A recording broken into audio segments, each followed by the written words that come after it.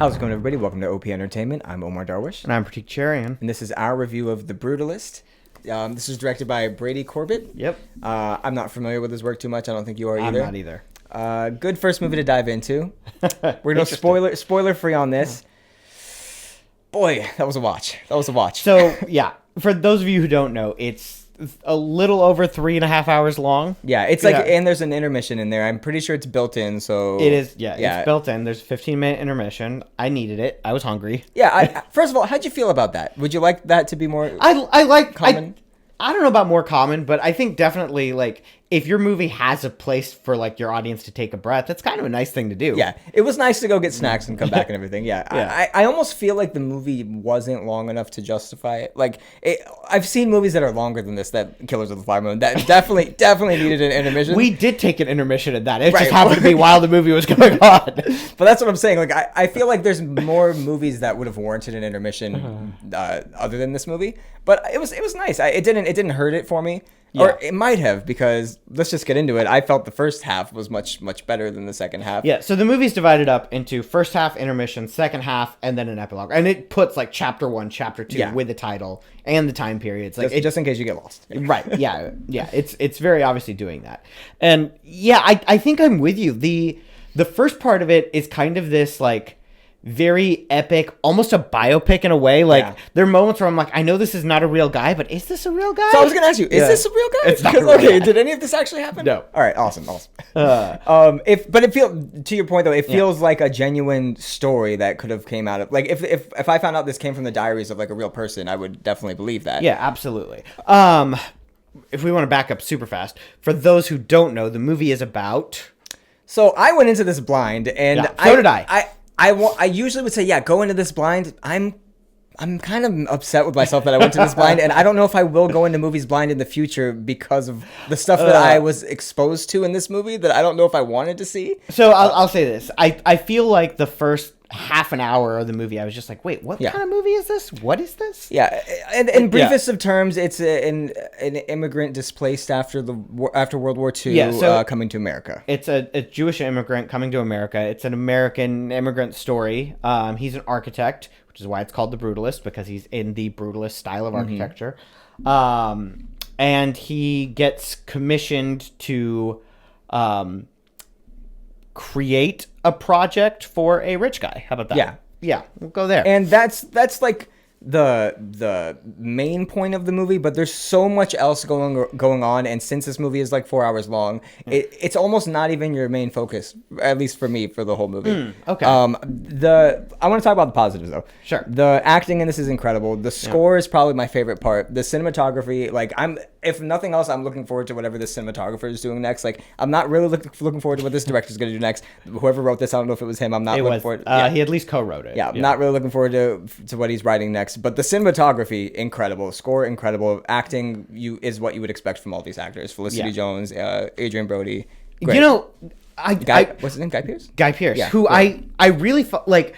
Coming into this, I knew Adrien Brody was getting a lot of award buzz. Mm-hmm. I really, really enjoyed Guy Pearce's performance in this. I thought he nailed it. Okay. Yeah. You think Adrien Brody... No. I understand why Adrien Brody's... Okay. Yeah, I get why he's getting award buzz. Yeah. I just enjoyed Guy Pearce a lot. What did you like about this, though? No, a lot of the same things as you. Like, I think the acting performances really, really come through. I thought, like you said, the cinematography is excellent. There's a couple choices where I want to know more about why they emphasize the kind of things they emphasize in the cinematography. But to me, like, if I want to go deeper, that's a good thing. Yeah.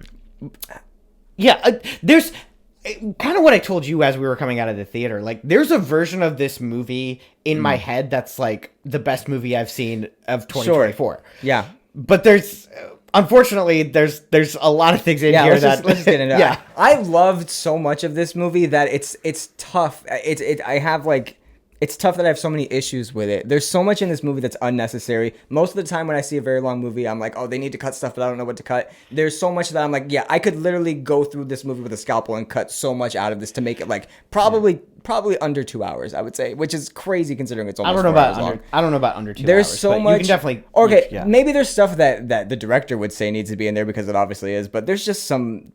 I'll say it. There's some very pretentious stuff in here going on that just is.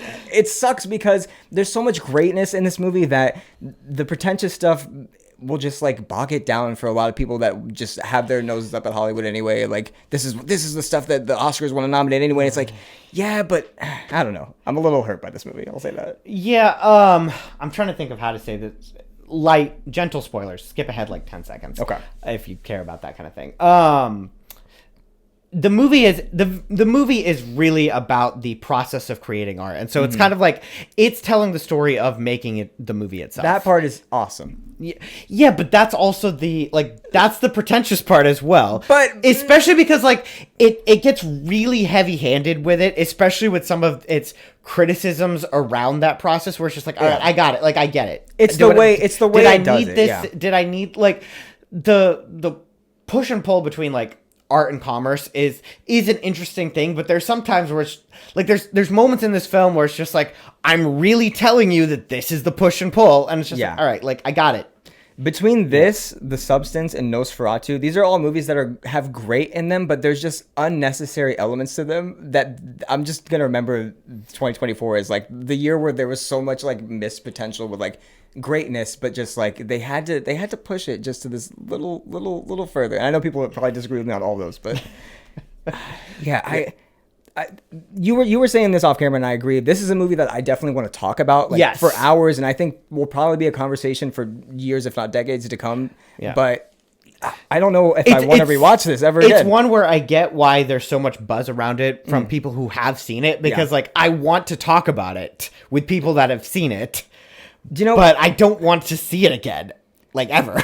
Like last year or 2 years ago, whenever Blonde came out, which Adrien Brody's in that too, funny enough, that movie's like 3 hours long, and the reviews when it came out were like, oh, it's just very long and it's depressing. It's good. It's a masterpiece, but it's just depressing and it's hard to watch. I saw that movie and I didn't feel that way. I liked it a lot. This, I feel that way. Like, I won't necessarily call it a masterpiece. It tickles with the idea of being a masterpiece a couple times, but it just never really, maybe it flies a little too close to the sun.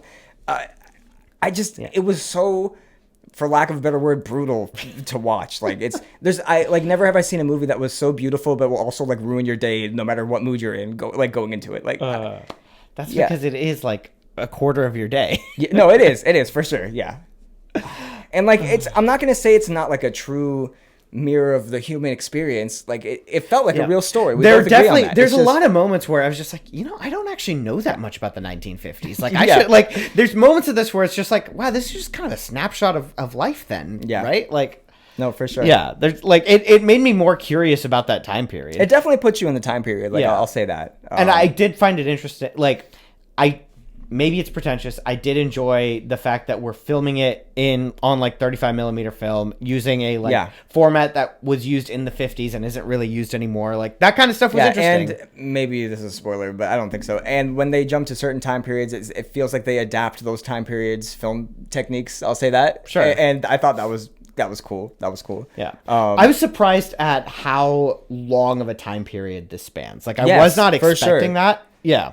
Yeah. And I thought it worked well. Well, it's because you don't expect to be following these characters for that long, and that aspect of it was done very well. Like I said, most of the aspects of this movie are done very well. There's just like a bit too much. Yeah, it's like it just goes a little too far. Like there's a lot of balance that needs to be struck, and it just kind of overshoots the mark a few times. Yeah, it almost feels like this director had complete control over... He did. He had Final Cut. Well, there you go. I was going to say, it really felt like Final Cut. Not to Megalopolis levels or like even George Lucas on the prequels levels. It's funny that you bring that up, though, because there were points towards the end of this movie where I was like comparing it to Megalopolis. Favorably, I might add. Yeah. Favorably. But it was just like, because there's points where it's exploring it's treading some of that same territory and exploring some of those same themes.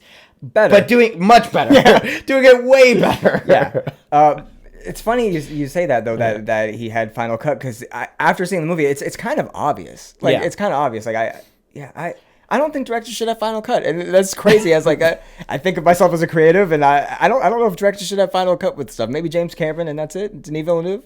You got anybody? No, that's about it. Nolan, that's about it. Oh, okay. Yeah, if you want to just... J.J. Abrams. All right, guys. So Steven Spielberg. Stay tuned next. Go ahead and score this critique. What do you think? you have anything else to say? No, I'm good.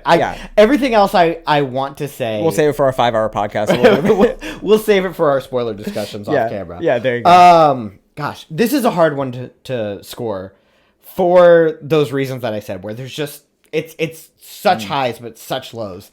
I think I'm gonna go 7. Are you confident about that? It's a real confident 7. I'm gonna say 7. I'll say 7. Again, the acting performance is stellar. The cinematography is great. Like, technically, it's really well done. I appreciated the score as well. It does a great job of putting you into that time period. I appreciate the fact that it tackled so many, like, there's so many, like, while it has the one overarching theme, there's so many little sub themes that it touches on. How well it touches on each one. Hit or miss, but I appreciate the fact that it at least tackled those things, and it did it. And I didn't think that it was ever like, it wasn't ever lazy in the way it tackled it. Yeah. Sometimes over the top, sometimes heavy handed, but never lazy. Like, it didn't just like, I'm gonna go here for the sake of going here. Like, it was very intentional, and I appreciated it. For the ambition alone. Yeah, I think you got to give it at least a 7. I'm leaning almost. I want to go higher because of how great this movie is at points. But there's just too many negatives. The runtime alone, there's so much you can cut out of this. The performances are great. The cinematography is great. The score is great. I'll never rewatch this again. I would rather read a book on dissecting what this movie is than watch this movie again. Yeah, I very much want to like listen to interviews and stuff. And like, I'm excited to hear people's opinions on this movie. Yeah. But it's just not. I don't know if it completely worked. It swung a lot, and I just don't know if it hit for how much it's part of the reason I landed on 7 is because as I was going through my list, and I'm just like, all right, I can make an argument for or against, and when I could stop making the argument for or against, that's kind of where I was like, all right, this is where it ends up. So I'm gonna agree with you. I'm gonna say 7 as well. If you're curious about this movie, go see it. Maybe wait till it's on streaming. No, actually, I disagree. You think see it in theaters? I think for because of the runtime and kind of how long it goes before it really like grabs you and like starts moving, I almost feel like if I was watching this at home with like my phone handy, like I'd be like it'd be too hard to like be locked in. Go see it in theaters. And also you're only gonna watch this once. Go see it in the biggest screen you can. It's a gorgeous movie to see on a big screen for sure. So especially because the biggest highlight is the cinematography, I would say. So go see it in theaters. Go if you're curious, check it out. All right, and then that wraps up our movies of 2024, right? Yeah. So, next video we bring to you will be our best of list. And then we're just going to tackle 2025. Yeah. I'm excited. Yeah. We'll see you guys. It was way too in sync. It was way too creepy.